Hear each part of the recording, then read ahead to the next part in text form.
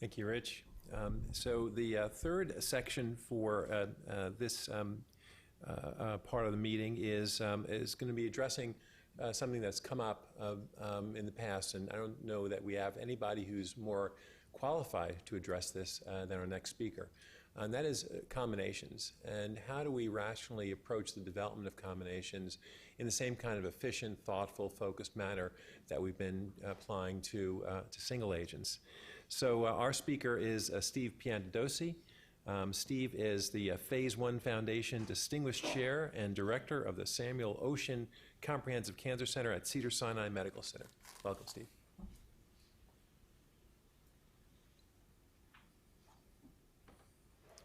Thank you, Dr. Rothenberg. It's a great pleasure to present to this workshop.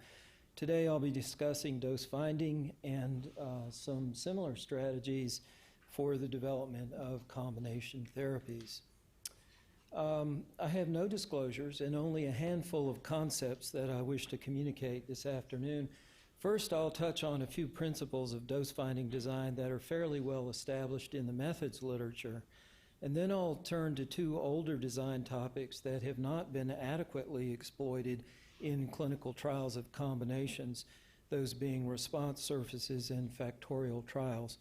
And at the end, I'll offer some new reflections on the overall pipeline that might help the development of both combination therapies as well as single agents.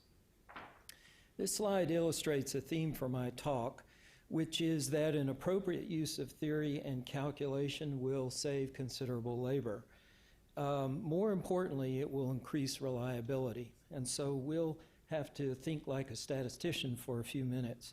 The backstory for this slide is the fascinating competition between the two geniuses, Nikola Tesla and Thomas Edison, unfriendly to the end, as you see here.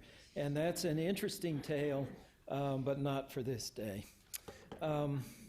My first point is about dose escalation, which is not quite the same thing as dose finding. Most of what we do in oncology is dose escalation under the ordinary belief that more drug is better. The historic designs to do this are operationally simple, but have been repeatedly shown to perform poorly against likely truths of nature. Maybe some of the late development problems we have with doses are due to these poorly performing designs. More importantly for today's discussion is that the old designs for single agents do not extend satisfactorily to therapeutic combinations or to non-MTD optima. In contrast, newer dose-finding designs that actually titrate dose to a pre-specified outcome can be made to accommodate multiple treatments by virtue of a core model that relates dose or doses to response. I'll retain for most of my talk the principle of dose finding initiated early in development because the cost there is lower than comparing doses in late development. So let's discard for a moment the more is better idea and accept that the MTD is not the optimal concept for drugs that have strong biological effects with relatively few toxicities compared to the old oncology poisons. So a question is, can we approach other challenges in combination therapy, such as fully exploring the space of joint doses to find a clinical or biological optimum? And especially with combination therapy, we might need to understand both the side effects and beneficial effects early in development and perhaps within the very same trial. The likable designs for such purposes are guided by mathematical models. Models are essential because they embody knowledge from outside the experiment, creating efficiency. They also allow us to incorporate key ancillary information into dose finding, such as PK data or patient characteristics. Exactly how a given model is used to guide dose escalation or dose finding leads to certain operational differences, but consider that they are all continually reassessed as the trial proceeds. This is efficient and accurate and can generalize to combinations, as I already indicated. And later I'll return to this concept and extend it to arbitrary dose response models. This figure shows the complexity of a two-drug combination, and it's fine to think here that we're searching for the MTD, just to keep the discussion familiar. The joint dose-response function, or surface, is shown in green. With two agents, A and B, the MTD is not a single dose combination, but is a set of doses or a curve in the dose-response plane. This is shown as the intersection of the red target plane at 33% probability, for example, with the green dose-response surface. Dose-finding designs for combinations, then, must inform us as to the location and shape of the MTD curve. This requires a better algorithm, more study subjects, and more dose combinations than we might otherwise employ for the relatively favorable circumstance of a single agent. For reasons I'll touch on later, we can expect reliable designs for two agents to require about 4 times as many study participants as a standard dose escalation trial. And I won't dig any further into the technical details of why or how this is accomplished, but I'll touch very briefly on it later. If we look at the corresponding figure for 3 drugs, the optimum becomes a plane or a surface in 3 dimensions. This will further increase the difficulty of optimizing joint doses. As challenging as these circumstances are, there are models and algorithms available to approach the solutions, as I've indicated in the references. What's already clear from the novel methods presently being explored is that conventional dose escalation approaches are unlikely to adequately solve the problem, and these kinds of questions are definitely on the horizon. My point here is not that we have all the answers, but we have some tools to solve the problems. These should furnish us with starting points for more general solutions, provided we're willing to pose the problems clearly and not hamper ourselves with overly simplistic approaches or burdensome study requirements. In particular, a one-dimensional search is unlikely to yield the best dose combination. Let's now take a peek beyond the usual MTD question, which is an endangered species. Sadly, there are no general clinical trial designs for dose optimization. Here I'll point just in one possible direction.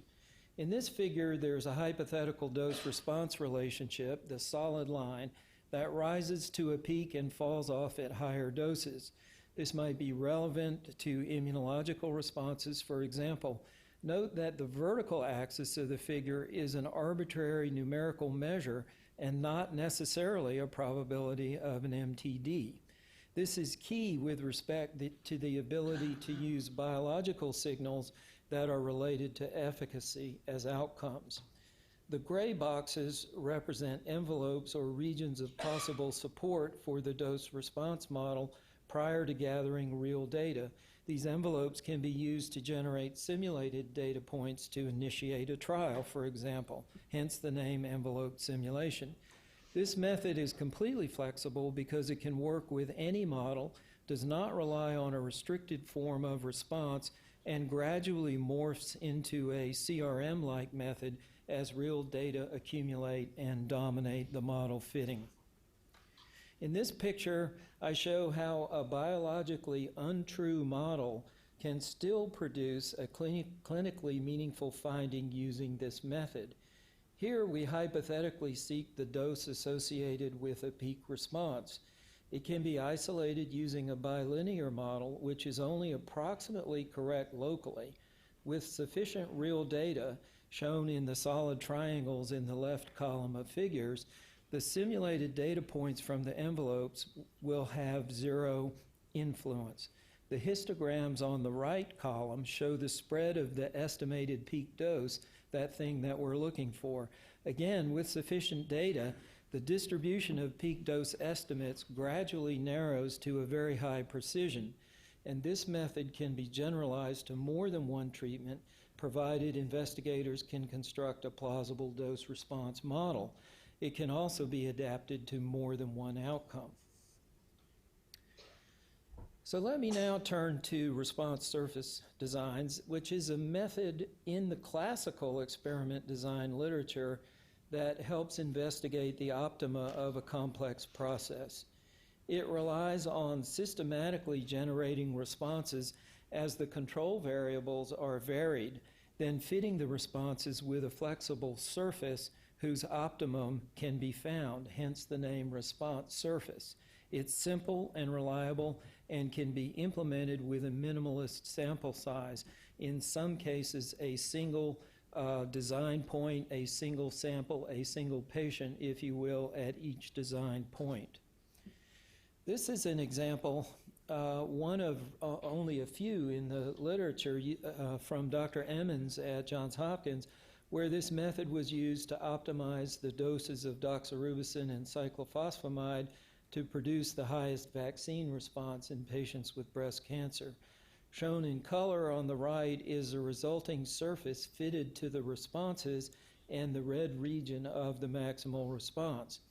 The other wrinkle in these kinds of human trials is the need for a cautious path through the joint dose space, illustrated by the diagram on the left.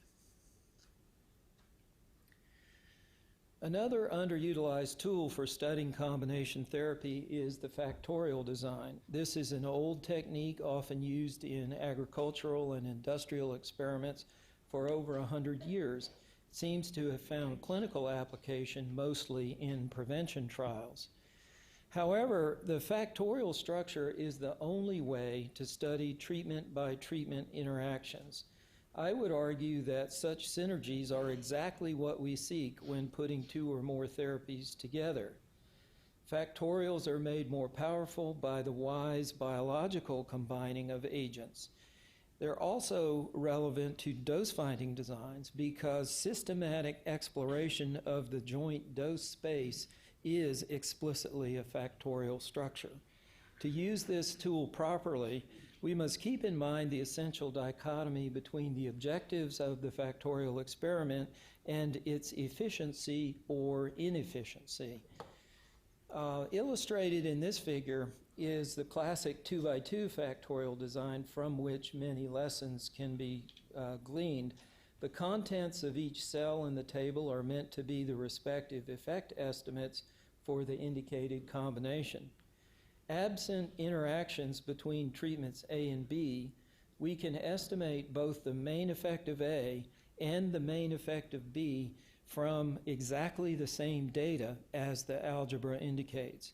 In other words, we can get two trials for the price of one, provided we know in advance that there is no A-B interaction. This was accomplished in a famous trial, the Physician's Health Study, for example, among others. However, if A and B interact, all the data must be used to test for and estimate the interaction effect. We do this by statistically comparing the effect of A in the absence of B to the effect of A in the presence of B, or vice versa. Main effects no longer exist because we have to know the status of one agent when assessing the effect of the other. And as you might expect, this has certain consequences. In particular, the cost or imprecision of the interaction test is shown here, calculated by the standard deviations from the relevant cells. The cost is 4 times higher than a main effect estimate if one were even possible. Interactions are expensive to investigate. Hence, to use any factorial design, we must know in advance whether we're using a 2-for-1 efficient design or a 4-fold sample size interaction design. Either goal, but not both, is available to any given trial. With drug combinations, we will need the larger design, but we have no alternative but to pay the price when those interactions are clinically important. With more than 2 treatments, we might recover some savings by using a partial replicate of the full factorial design. That's not illustrated by the 2x2 and is a complex topic that we don't have time to discuss today. I'll quickly pass over the topic of adaptive design simply to say that the study of treatment combinations does not directly evoke either the need or lack of need for such methods.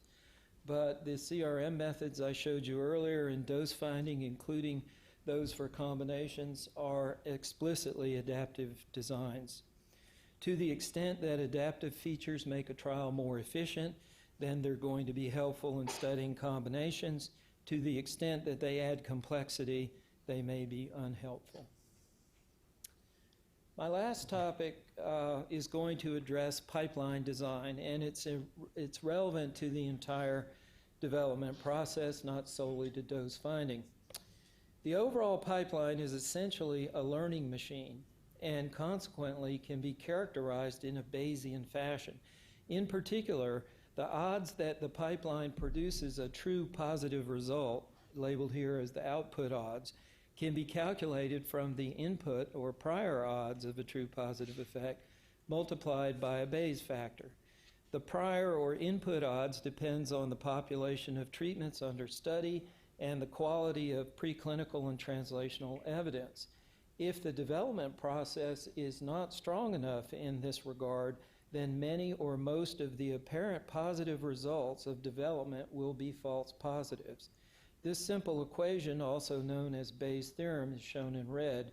The well-known relationship is ordinary, but the interesting thing here is the composition of the Bayes factor, which is an amplifier for the input odds. The Bayes factor in this case can be proved to be the product of trial powers in the pipeline divided by the product of their type 1 error probabilities. The staging implied by the subscripted terms can be explicit, as traditionally in phases, or implicit, as it might be in Dr. Rattain's alpha, beta, gamma construct. It doesn't matter. Every trial or stage has a type 1 and type 2 error rate with respect to the decision to continue or terminate development, even if we don't articulate those errors at the outset. Seamlessness does not allow us to escape from the truth of nature implied by this equation.